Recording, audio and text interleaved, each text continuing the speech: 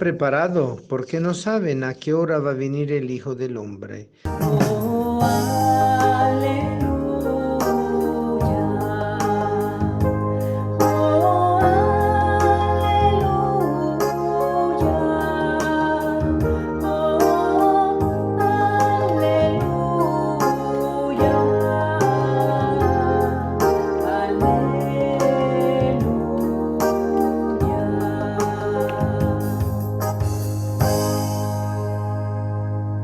El Señor esté con ustedes y con tu espíritu. Lectura del Santo Evangelio según San Mateo. Gloria a ti, Señor. En aquel tiempo Jesús dijo a sus discípulos: velen y estén preparados, porque no saben qué día va a venir su Señor. Tengan por cierto que si un padre de familia supiera a qué hora va a venir el ladrón, estaría vigilando y no dejaría que se le metiera por un boquete en su casa.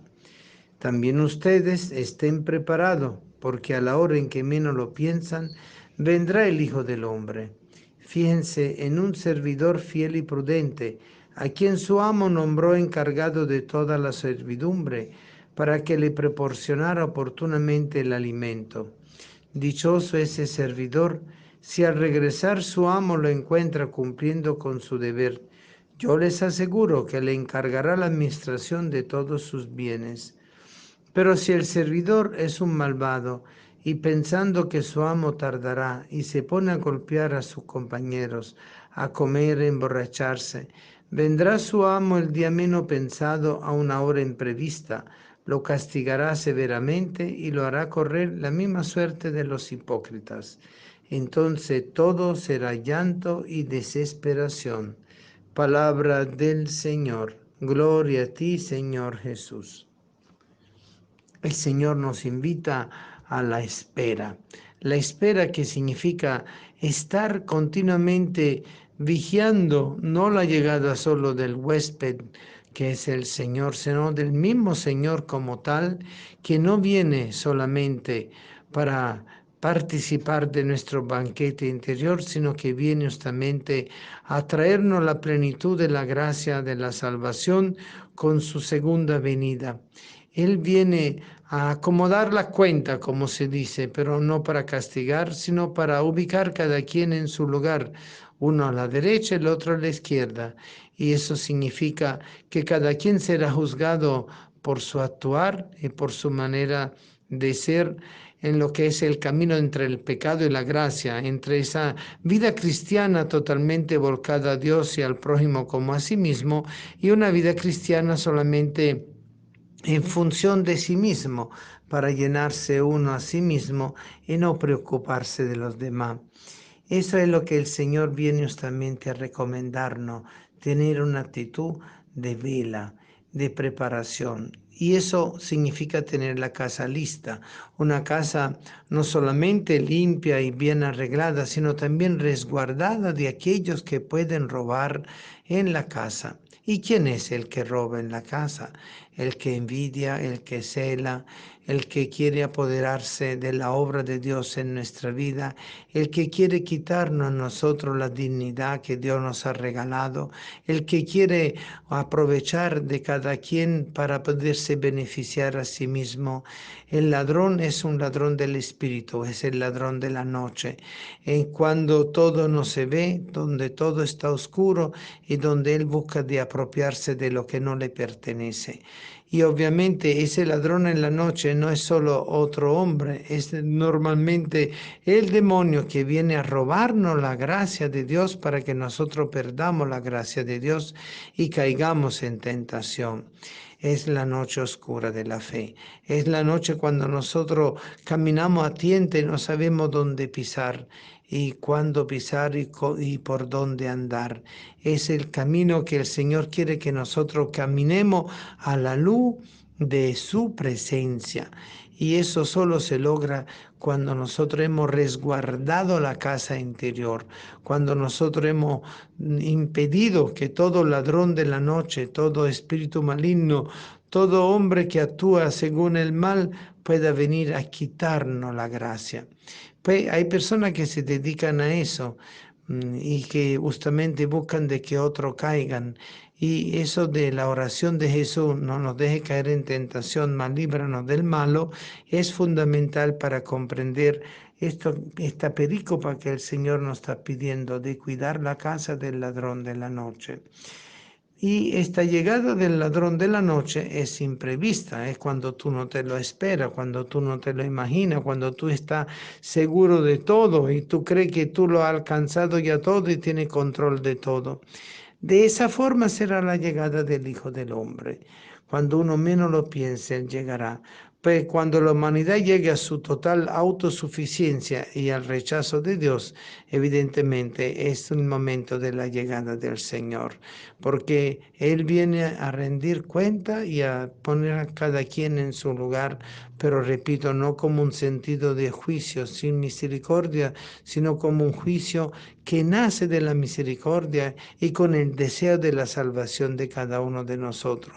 Seremos juzgados por nuestras obras, seremos juzgados por cómo nos hemos preparado por su llegada, seremos juzgados por cómo hemos amado a Dios sobre todas las cosas y al prójimo como a nosotros mismos. Seremos juzgados si hemos sabido beneficiar con nuestra vida la vida de los demás o hemos sido profundamente egoístas, incrédulos y autosuficiente. El Señor nos quiere justamente poner sobre aviso. Y esto de prepararnos es el camino de la conversión, que todos los días nosotros podemos realizar en el día a día de nuestro vivir, en ese acontecer que todos tenemos, levantarnos, estar en la lucha diaria, después acostarnos y después volvernos a levantar, y etcétera, etcétera. En esa rutina el Señor nos pide prepararnos, estar en vela. ¿Y cómo se hace? Fundamentalmente dando gracias al Señor. Dar gracias al Señor por la mañana, por la noche, al mediodía, ofreciéndole al Señor todo lo que uno piensa hacer y hace, todo lo que uno siente por dentro, en una perfecta sintonía de amor. Esa es la preparación para la llegada del Señor. Y la llegada del Señor no será en vano, producirá muchos frutos y frutos en abundancia. Y por eso nosotros somos como aquel servidor fiel y prudente que el Señor nombra para atender a toda su gente y que le da la facilidad del alimento cotidiano. Todo administrador de los bienes de la gracia de Cristo, como un buen laico, un buen sacerdote, una buena religiosa, una buena familia, un buen matrimonio cristiano, son aquellos que justamente al regreso del ama recibirán su recompensa. Y eso significa que será la recompensa en la participación plena del reino de los cielos que hemos venido construyendo día a día aquí en la tierra, construyendo esa sociedad del amor, esa sociedad de la paz y de la justicia verdadera. Por ese camino, queridos hermanos, es un camino lleno de pruebas, de obstáculos, de sufrimiento, que solo en Cristo, con Cristo y por Cristo, que nosotros podemos llegar a vencer y a superar en todos sus obstáculos. Y allí como que el Señor nos juzgará por la forma como nos agarrará, si estaremos preparados o estaremos de forma imprudente, solo beneficiándonos de todo, pero no viviendo la verdad. Es el peligro de haber hecho del cristianismo área de confort de todos los días, bien acomodado, bien ubicado y además en buena con Dios y con el mundo. Y en el fondo nos estamos engañando a nosotros mismos porque no estamos esperando el cielo, ni estamos construyendo el reino, solo nos estamos beneficiando de esta vida natural y material que en nombre de Dios nosotros vamos viviendo y no lo estamos devolviendo al Señor ni lo estamos compartiendo con los demás. El pecado es profundamente el amor, pecar en el amor. Y la fuerza que puede transformar todo el mundo es la caridad.